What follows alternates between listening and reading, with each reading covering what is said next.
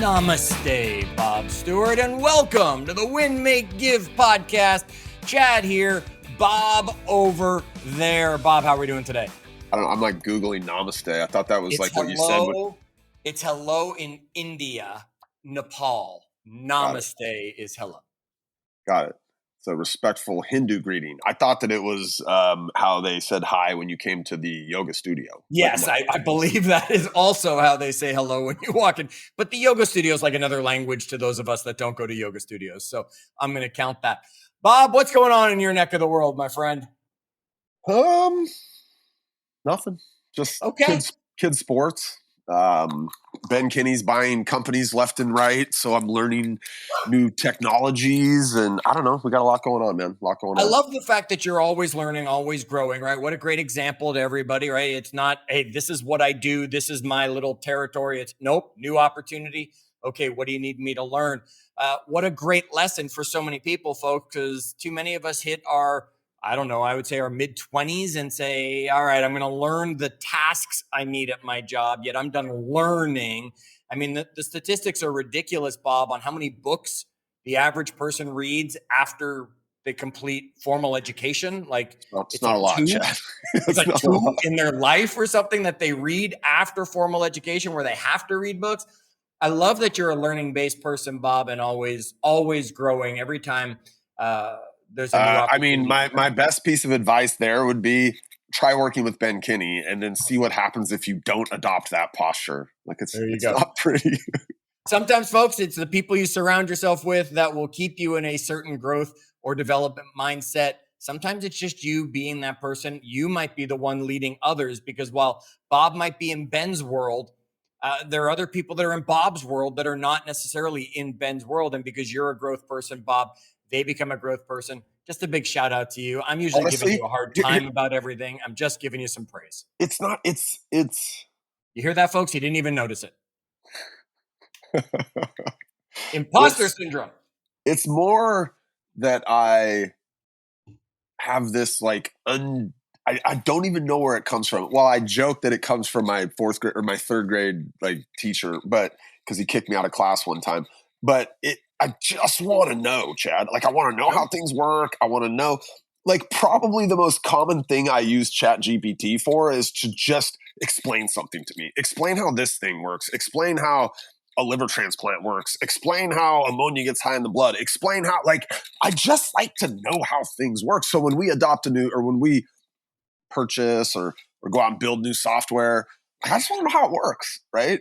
I like to know how things work. When you want to know how something works, Bob, add to that prompt and explain it to me like I'm a high school student or something. Yeah. It'll make it even easier for you when you're like, oh, I still don't know what those big words mean.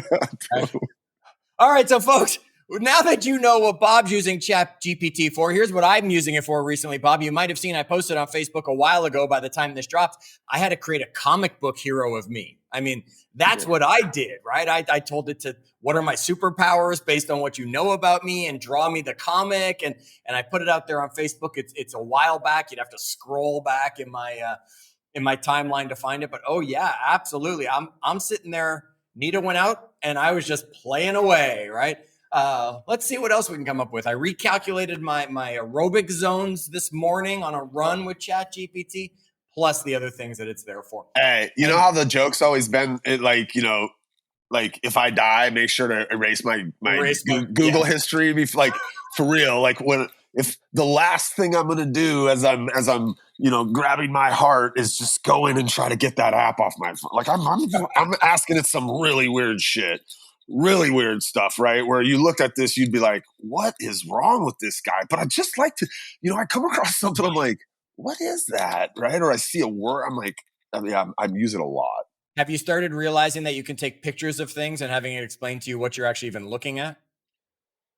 Yeah, no. I look, so a couple things, and we will get to the episode shortly, folks. Stick with us. We're seeing this in we're seeing this in the AI that's inside of our software products. The people that use it, like almost they get addicted to it. They use it a lot, right? Yes. I read something yesterday that there's like people with mental health challenges that are starting to use it are finding an outlet for like their like psychosis, for example, right? Sure. And they're now able to have conversations with this thing and like and it's manifesting their psychosis even faster. So there's all that's not good, by the way, right? Like not good That's at bad. all.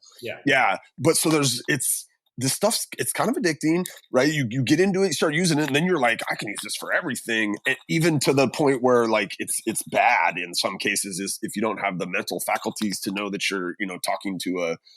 All right, folks. Here's what we want to know in the Win, Make, Give Facebook group. Come to it. It's Facebook. You just go to groups, search for Win, Make, Give. We want to know your favorite ChatGPT prompt that everybody's not using, right? What's that one little one? Like, I will sometimes tell it, here are the things that are about to expire in my refrigerator. What should I make for dinner? Right? And it'll tell me, oh, well, you've got that, and that. Why don't you make this dish or something like that? And it'll give me the recipe for it. Love that one. I talk to it every morning, Bob. It asks me 3 questions every morning when I open up ChatGPT and talk to it and ask. It'll tell me, what was your win yesterday? What was your challenge yesterday? What was the lesson learned yesterday? It's become my journal. Anita's actually concerned that I had to choose a male voice just so she wouldn't get too worried and saying, who are you talking to all the time? So, okay, folks, come into I'm looking through my history right now, and I'm like, what? Like some of these things, I don't even know what I was thinking when I asked this question. Like I can't. Like 6 months ago, I'm like, what was I even doing? Well, anyway. I told you we're going to put it into the Facebook group. Bob Stewart, what is your favorite ChatGPT prompt that's not just a standard prompt everybody's using? I don't know. Give me a second to circle back on that one. I mean, one of the things that I really like it for is helping me build presentations. So it will crank out almost an entire presentation, slides, the whole nine. I've been doing a little bit of that recently. I don't know. I'll think of a couple others as I'm looking through my history here. I'm embarrassed, by the way, by a third of these. So yeah, don't share those. We don't want to know those, Bob Stewart. All right, here's what we're here for today. And we use ChatGPT. I'm just going to admit that, right? We use ChatGPT to help us develop today's class or lesson or episode or whatever these all are. It's all the same thing. So, folks, that's why we're talking ChatGPT so much. We used it because we know one of the things that leads to success are routines. And I've always believed that when someone calls me a creature of habit, it's a compliment. So many people take it as a negative. I take it as a compliment. I don't know how many times I head to bed early and people are like, I want to leave an event earlier than other people. And they're all like, why you got to go? I'm like, because it's bedtime already. And they're like, oh my God, can't you just have one night of fun? It's like, okay, it's the routines that have led to success. So we went to ChatGPT and we said, ChatGPT, give us 7 lessons or 7 steps to create sustainable routines that we can share with our audience. Now, we get to do all the work after that. We just had to create the list of 7. We didn't write the episode. Bob and I are going to now take these 7 things, and Bob, let's see where they go. Let's see what thoughts come from them, because we know that that's the difference between failure and success most of the time.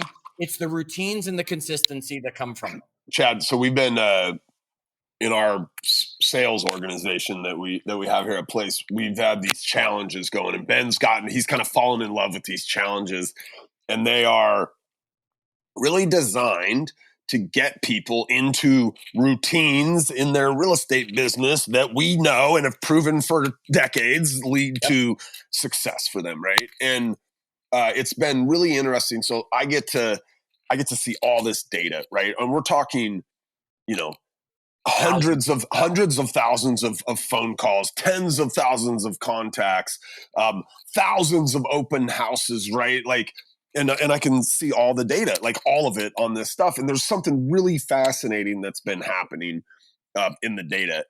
What the data is showing us is, because there's 2 types of people that do these things. Well, there's 3 types. There's the type that signs up for it and then just doesn't do it. Yeah. Right. And I know some of those. Yeah, and look, here, the crazy thing about that, by the way, is these challenges have been driving people to increased activity, even if they don't complete it. But so we've got this group that they sign up with the best intentions. They never really figure out how to get into a routine of doing the thing. And so even though they increase their activity, they don't complete it. And then you get two groups that complete it. And in those two groups that complete it, it's really clear. You've got some that never figured the routine out, but they're driven by competition and by, the commitment they made to themselves. They just did what had to be done to get across the finish line. And they blast in, and so they'll come in, and you can tell they're not in a routine, but on Monday they were in there and they made 800 calls or whatever, right? And then they're not there for 5 days, and then they're back on Friday, and they're not there for a week, and then they blast in, and they do these massive amounts of work, but there's no consistency and there's no routine in it. Right.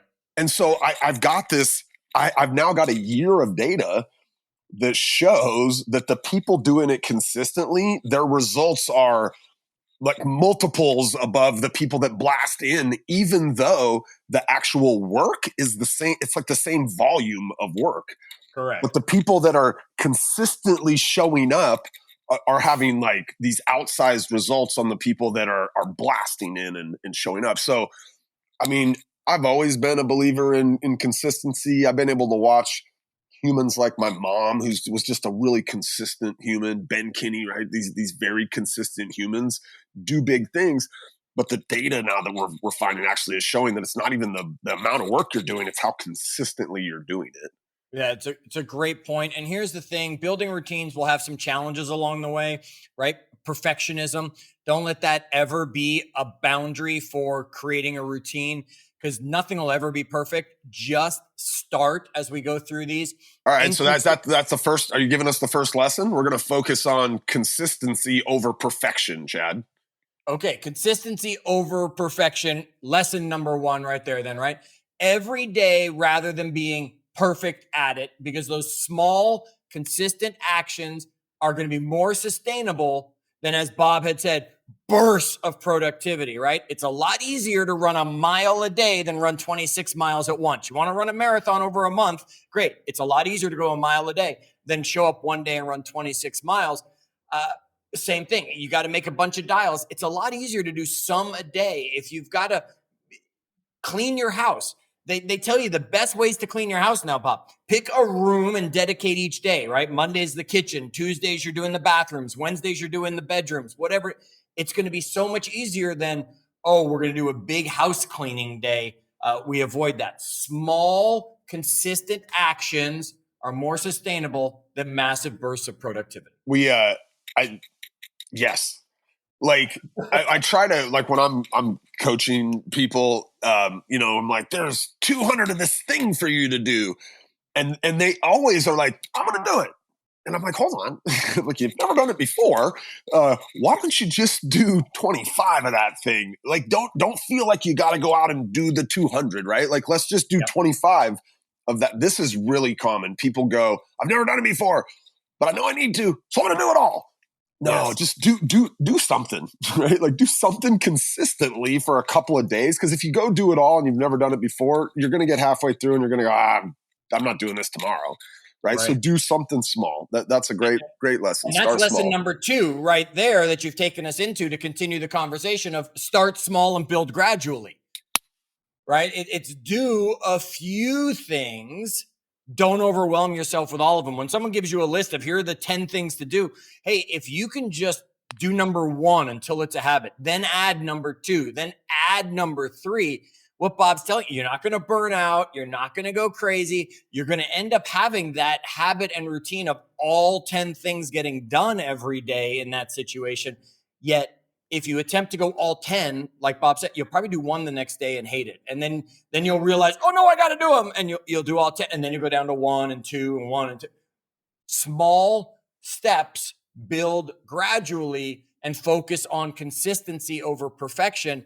Become lesson 1 and number 2. Right? We have had a gentleman, Sahil Bloom. And I don't know if you know who Sahil Bloom is, Chad. We've had him on a couple of our plays. He's an author, investor. He's a really, really, really smart guy. And he talked about how the idea, and I'm kind of circling back to your number 1, focusing on consistency over perfection. He talked about the idea that anything over 0 compounds. Yes. right? So like doing something. Because, I would imagine, Chad, like, so you work out, right? And like in the perfect world, Chad gets his hour of workout in a day or whatever your thing is, Chad, right? But my guess is if you don't have that perfect hour, you're still going to get in 20 minutes of your workout, or you're still going to get in 30 minutes, right? And so what a lot of people will do will go, I don't have the hour, I'm skipping the workout. And now you've got a 0 on that day, and 0 doesn't compound. It actually stops your compounding. It's a great point, Bob, right? You know, and you're right in that situation. I have my workout usually dedicated about an hour. And I have 2 or 3 standard workouts that are a 15-minute and a 30-minute workout. So if I know, oh, I'm only getting 30 minutes today, I'm going to pull out my 30-minute workout and say, okay, this is going to kind of hit everything for me and it'll just keep it going. That's a great point on consistency over perfection, right? It doesn't have to be perfect. You just have to get into the habit of doing it. Robert Collier, who's an author, has said success is the sum of small efforts repeated day in and day out. Small effort. Repeated day in and day out, like consistently. And that's it. It's the Groundhog Day. Think about Groundhog Day, the movie. I mean, we're showing our age if you're sitting out there going, what movie? And if you don't know it, go see it, right? Stop now, go watch Groundhog Day. He gets better at the things that he does because he keeps repeating the day. He gets it down to he knows this, he learns this, right? And finally breaks the loop because of the lessons that he's learned. The other one, Bob, lesson 2 that you jumped us right into was to start small and build gradually. So don't worry about this. If you almost merge those, right? Consistency and starting small. Don't worry about perfection or everything getting done. Worry about getting where you're going. Our friend Jay Papasan and Gary Keller, they wrote The One Thing. And they shared the University College of London study in there that says it takes 66 days on average for a new behavior to become automatic, or as close to automatic as it's going to become. That doesn't mean everything takes 66 days. Some things are going to click really quick, and within a week or two, they're going to just be easy and you've taken them on. You're going to find some things are going to take longer than 66 days for you to do it. That's not to create a habit. It takes 2 days to create a habit, Bob. Anything I did yesterday that I do again today, I am creating a habit of it. The thing is, the 66 days is when it's going to become as automatic as it's going to become. I want people to remember that because everybody thinks, well, it's going to take me 66 days to make this habit. No, it can take you 2. Start small, build gradually. Okay. Bob, how about number 3 on our list? What do you got? Make it part of your identity. You know what's funny? Like some version of me would have thought, this is hokey. This is horse shit. Okay? I just tell myself that's what I am, and now I somehow become that thing. Hokey and horse shit? Yeah. No, but this is actually like what's happened to me with my calendar. Like, and I know you joke with me about being bad about my calendar, but for the longest time, I just told myself I'm bad at my calendar. And now I tell myself that my calendar guides my day. Yes, great. And even though I miss sometimes, Chad, or I get it double booked, and I'm like, sorry, Chad, I got somebody else booked in the same spot that we're in. You're way better than you used to be, though, when we first started teaching you calendaring here on the podcast. Yeah, and I've changed, like I've changed my self-talk about it, and I've changed my own perception in my head of like how I work up with the calendar. Which today I wake up or I do it before I go to bed, right? Like I know what's on my calendar tomorrow morning, and I. You know, a lot of times I'm getting ahead of those little conflicts or whatever, right? But I just had to tell myself. I had to, honestly, what it was, I had to stop telling myself I'm bad at this. Yes, and that's right. Even if you're not going to tell yourself that you're good at it, stop telling yourself that you're bad at things. Bob, I joke with this one, especially with my wife. There's a gentleman at our pickleball court there, so you can now make fun of me, right? There's a gentleman at the pickleball court, and he's old. He's 80 years old. He's still great on the court. I love playing with Jerry, right? And I'll open the gate to the court. I'll be like, after you, right? Or I'll say, Jerry, the court's a little wet. You play on the drier side to start, or whatever it is. And he says to me, you're such a nice person, right? Nobody used to ever say that to me. Nobody ever thought it, because in my head, I was always like, I'm not really a nice person, right? And I've started to say to myself, no, I want to be a nice person. I texted someone today to check on them that wasn't feeling well. You're in a whole new environment there. Like you can recreate yourself, right? Yeah. I won't tell Jerry that you're really an asshole at heart. Right, exactly. And there was someone else I texted today, and he sent back hey, thanks for checking on me, right? You're a really good person, right? And it's because I've said to myself, I want to be a better husband, that I am much better in this marriage than I was in my first marriage, right? I want to be a nice person instead of just, I don't care about people anymore, right? So, folks, tell yourself these things, make it part of your identity, like Bob said, and it's going to make that habit become stickier for you because it's who you say you are. Yeah, and when you start to tell yourself that's who I am, then the actions that don't line up with that will be easier to spot, and they'll be easier to potentially like mold into, actions that are the type of person that you believe you are. Yeah. All right, number 4 on our list. Look, build routines around existing habits. And I've coached people to this as long as I've been coaching, right? If you have a new habit, the easiest way to adopt a new habit is to attach it to a current habit. So, Bob, you used to, during COVID, I know you were in a group where you were doing push-ups every day and stuff, right? And I would tell people when they want to chat, I want to develop a habit where I'm doing crunches every day or squats every day. Or great. Take a habit you already have, like, oh, you brush your teeth twice a day. That's a habit. Every time you brush your teeth, can you go drop and do 30 push-ups? Can you do 20 squats while you're brushing your teeth? As soon as you finish brushing your teeth, can you go meditate for 2 minutes and tie it to a habit that's already there in your life? Because we all have habits. And I would tell everybody, take a moment, analyze the habits that are currently in your life, find out which ones work for you and which ones are not helping you, right? There's no good or bad, Bob. A good habit, a bad habit, people are going to say, oh, this is a bad habit. No, it might not be benefiting you. Maybe you'll look back later and say it was a good habit. I don't know. Yet identify the habits that work and stack new habits on top of it, making it easier to have them stick. This is essentially what Carter and I do with the basketball stuff, right? We have a habit, and this is a crazy habit. Don't judge us. Our family eats dinner every night. What? Like every family.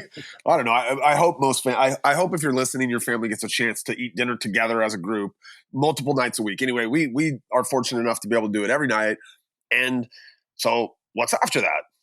It's dribbling practice, right? And that's just and now it's from this to that. And it's easy, right? Why? Because we know we're eating dinner every night, and now we know what's next.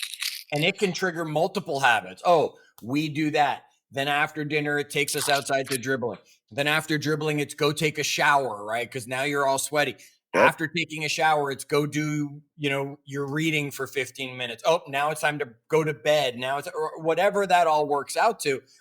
It can become a sequence of dominoes that literally each habit knocks the next habit, knocks the next habit. My wife is a master at this. Creature of routine. Aaron's a master at this. When the kids get home from school, it's snack, right? Right after snack, it's homework. Right after homework, they get a little bit of time on their devices. Right after that, it's outside. Like she's very clear, and it's funny because one of our kids, he's just like, yeah, whatever. That's the deal. I'm along for the ride. The other one is always resistant to everything, but over time, those habits have kind of lowered his resistance to things. Right? He's willing now to become more habitual, which. Again, I'm a firm believer that every big successful person I've ever seen is like really good at forming great habits. Yes, because the more habits we have, Bob, the less choices we have to make, right? I mean, we all know Steve Jobs with his wardrobe choice, right? He didn't have to waste it. And the way I attempt to explain this to people, and maybe this will help somebody, if you get 100 decision points in a day, right? Just imagine you get 100 decision points in a day, and every time you have to make a decision, it costs you a certain number of points. Like, oh, what are we going to have for dinner tonight? That's a 5-point decision, Bob, because that becomes an issue, right? Or when you can have habits, you don't have to waste those. Oh, well, it's Wednesday night. Wednesday night, we have chicken, right? That's just how it is on Wednesday nights. I don't have to waste those 5 decision points. So at the end of the day, during the day, I can use those decision points on things that really matter instead of getting to a point where I'm like, I don't know anymore. I have to decide what I'm going to wear. I have to decide what I'm going to eat. I have to decide this and that. The less decisions we can make, the better we can make the decisions we have to make. Yeah. Take us to the next one, Bob. Set clear, achievable goals. Yeah, Chad. Like absolutely. Talk a little bit about, I mean, it's obvious. You just say it, right? And I'm not a big fan of the SMART goal, yet I am a big fan, Bob, when we were talking about breaking down our goals. Talk a little bit about, because you work with 2 leaders. One has a vision that's usually a long-term vision, right? And then our partner here on the podcast, and he likes to break those goals much smaller. Talk a little bit about that for us. Well, I think both of them, though, want the goals to be measurable and have some time-bound relevance to them, right? So like when you're setting, this is, I don't know, I mean, this, and those are aspects of the SMART goal setting, by the way, but is it measurable? Right? Like literally what's the measurement? Because how am I going to know if I'm going to get there, or how do I know how close I am if I can't measure that thing? Right. So it's not, Chad, I want to get healthy, right? It's that I want to be able to run a mile in under 7 minutes or whatever. Right. It's not these, and a lot of us will do these. I want to get more active in my database, right? What does that mean? Yep. Like, and how long are you going to give yourself to do it, right? Because then that's the other side of things. People say, I want to run a 7-minute mile. By when? Yep. Right? By when? Because those will help inform, like, kind of what kind of human do I have to believe I am to get, and then how consistent do I have to do that thing, right? And just laying that goal out for me, and this is how my brain works. Then I can backtrack into what I need to do. How consistent do I need to be to get to that goal in the next year, right? So it's, to me, those are the 2 really important elements of setting a goal here. It's like, make it measurable, and then give yourself, some amount of time in which you plan to do that thing. It's a great point, Bob. And I mean, the farther away the finish line is, the less likely you can see it. And the less likely you can see it, the less likely you are going to go get it, right? That's why you talked about the challenge to create consistency. Yet the challenge finish line is not far away, right? It's usually like 10 weeks away. It's like, okay, I can see what's going to happen in 10 weeks. I can see what's going to happen all of a sudden. I tell people all the time, break your goals down to quarters, because you can see 90 days away potentially. You can't see 365 days away. That looks so far, and we have lots of time to get there. So you're absolutely right. Setting clear goals and then breaking them down will help you with the habit creation and the routines that you're creating to achieve said goals, because it's only from now till then. And then the ones that work will stick with you as you continue to grow. Bob, next we've got, you need to track your progress, and you need to celebrate the wins as you go. Okay, so you asked earlier, and I'm glad this came up, because I don't think I would have mentioned this, but you asked earlier what are some prompts that I've been using on ChatGPT. But this isn't necessarily a prompt, but I've actually been, and I haven't been doing it every day, but a couple times a week, I've been using it as a journal. Good.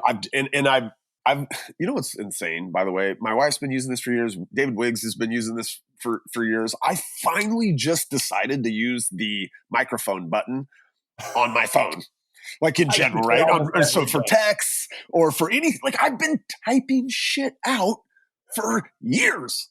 Like, how long has that button been there, by the way? Version 2, I think, of the iPhone. Like, I've had an iPhone since version 1. Like, and you're the guy wearing headphones literally everywhere. Yeah, I still got the old school headphones. But so when I started doing it, I told a friend of mine, I'm like, yeah, I've been journaling. I'm like, but it kind of takes me a while. He's like, what do you mean? I'm like, well, I've been doing on ChatGPT, but it's a lot of typing, right? So I probably end up like putting in there a third of what I'm thinking in my head. And he's like, you idiot, like just hit the microphone button. And I'm like, oh, that's really smart. Like it was like I'd heard like, God peeked down out of the clouds and was like, here you go. And you're like, oh my God, duh.